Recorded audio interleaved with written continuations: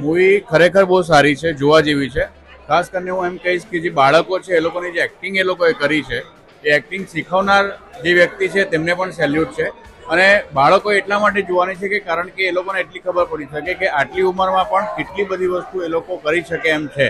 જો આ બાળકો કરી શકતા હોય તો તમારી અંદર પણ બની શકે કે કોઈક ટેલેન્ટ છુપાયેલું હોય, તો બાળકો એટલા માટે જોવી પડે.